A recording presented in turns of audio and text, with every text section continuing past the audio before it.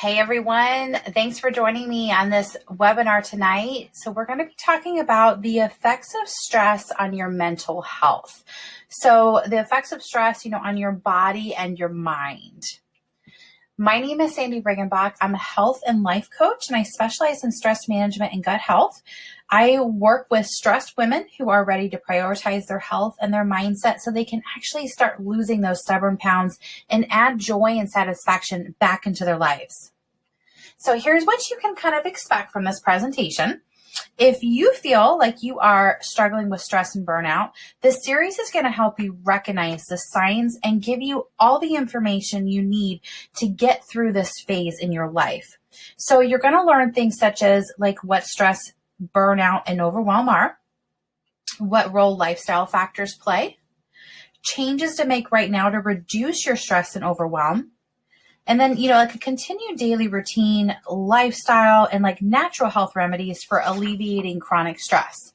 So let's dig in and learn how to finally take control over your life, help reduce the stress, and let's find some happiness and some joy again. And at the end of this call, I'm going to share with you an opportunity for you to break through your stress and anxiety levels in a quicker, easier, and a more efficient manner. So first, to get this out of the way, I want to make sure that you know that I am not a doctor or mental health professional and cannot be held liable for the information written here. So this information is meant to provide information to help you relieve stress, burnout, and overwhelm. So for medical assistance, please seek the help from a medical or mental health professional, especially before making any dietary or lifestyle changes. So now that that's over with. So what is chronic stress? So stress is something everyone experiences. But when you get into high levels of chronic stress where it never seems to go away, you're putting your health and your wellness at risk. You can really worsen your anxiety and depression. You can have issues in your home life, deal with disruptions at work, and eventually face burnout and overwhelm. So stress, burnout, and overwhelm, they're often closely interconnected. So high amounts of stress can lead to a wide range of mental and physical side effects. So over time, you can reach the point where, you burn out, and then it's followed closely by a sense of overwhelm. So combined, they really wreak havoc on your personal and your professional life as well. So some surprising causes of stress. So, as you know, stress comes in many forms and can affect both your mental and physical health. Stress is normal and it's something everyone experiences, but that doesn't mean it isn't serious. So you should always take your stress seriously and treat it just like you would any other health condition that you would have. And in order to find the right treatment, you need to figure out, where is the stress coming from? So some of the top causes are, not taking care of yourself enough. So I know as women, as moms, this one is a big one. This one with my clients, this is the number one flag that I typically see, as a woman, as a mom, as a wife. I mean, you're busy taking care of yourself, your husband, your kids, your household. If you're working a full-time job in the process, you're trying to take care of the finances. I mean, you're in charge of a lot of stuff. And unfortunately, we kind of just put ourselves in the bottom rung.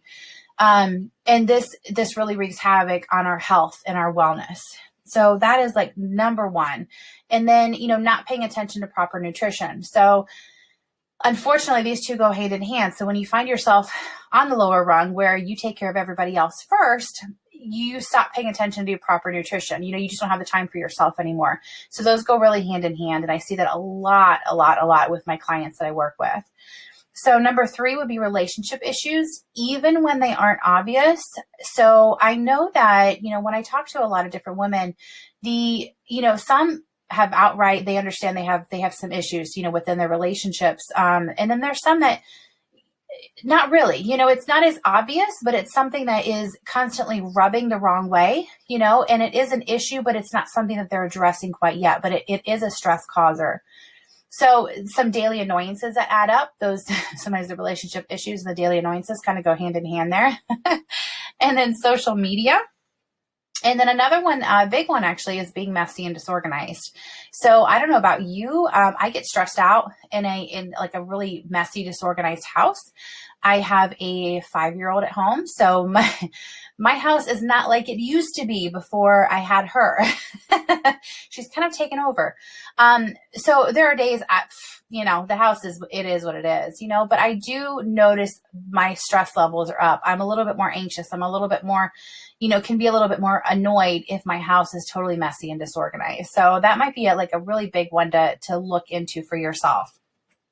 So some of the signs that, you are not handling stress well. So, stress among teens and adults has continued to climb every year, this year, especially with the worldwide, virus epidemic we have going on. So from social media and technology influences to daily stressors, work and finances, we're often bombarded with drivers for stress on a daily basis.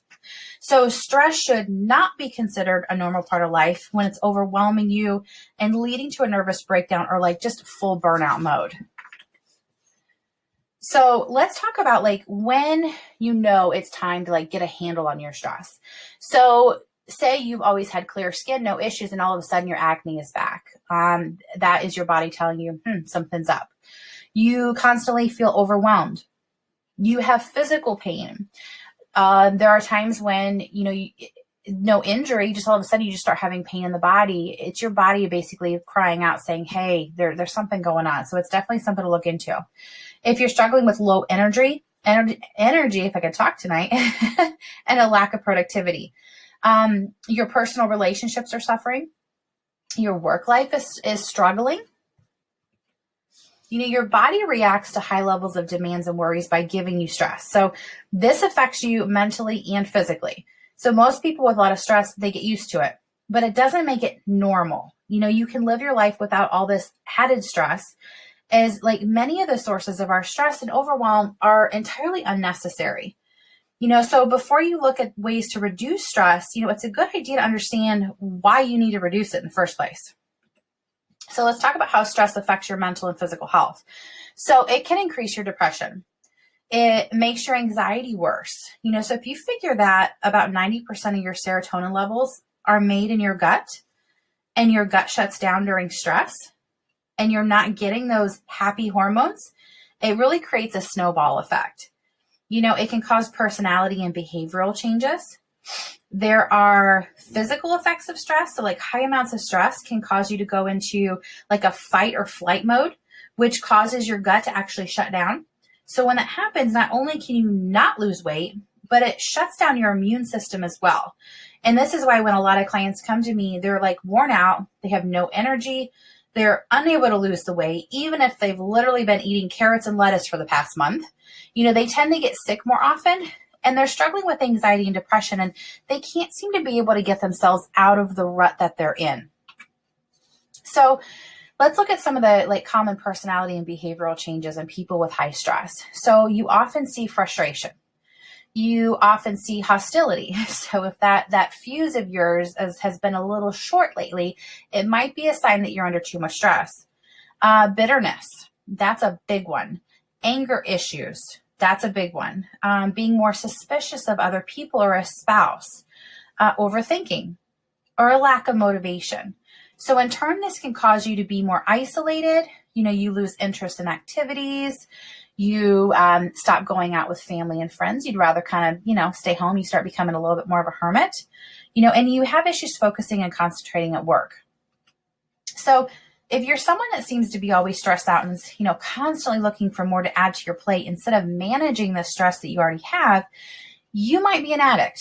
So this is often linked to being overworked, being a perfectionist, and having the thought that the more you try to accomplish, the better you're going to be. So the question is, can you be addicted to stress? So it can often be hard to determine if you're addicted to stress, especially if you're used to being in a stress state a large amount of the time. So for people with chronic stress, it's very difficult to determine when your stress is a problem and when it's something you might be seeking out. So here are some common signs that you might be addicted to stress. So never having any free time, constantly packing your schedule, being bored when you have nothing to do. So if you actually have a spot where you have nothing to do and you're feeling bored, that might be a sign right there. Feeling more accomplished when you're busier in life, or being used to the feeling of overwhelm. It's normal for you. You're used to it and you're comfortable there. So how to get a handle on your stress addiction. Let's talk about this. So first, you need to come to terms with the fact that you're dealing with chronic stress and that you might be seeking it out. You need to understand that, everyone needs a break and that stress is common, but it's not normal. So work to reduce your stress in simple ways. So i.e. saying no to one thing this week, or ensure that you have a few hours a week of free time. Then you kind of work that up slowly, work it up to a day and then, to an entire weekend. But you want to start small. So make small changes and you'll notice the difference really quickly. So this is something, if you feel like I don't have a moment to myself, this is something you're going to have to start small. I don't care if it's 2 minutes, put the timer on the phone, 2 minutes, and you work yourself up from there because it's vital to your health and your sanity, honestly. So I know when I work with my private clients, we talk through and we discover the stressors in their lives. And then we work on effectively reducing and managing them. It's really, really important. So let's talk about why overthinking is a bad thing. So overthinking might not seem like a bad thing, as it is like when you analyze and you think about a lot of things, situations, and decisions to be made. So it isn't always bad, except when overthinking leads to a lot of stress in your life. So this can definitely happen if you make overthinking a habit that ultimately leads to excessive worry, fear, and anxiety. So here are some things to understand about overthinking and why you might need to switch up your mindset a little bit. So what is overthinking? Overthinking is often accompanied by overanalyzing every little thing.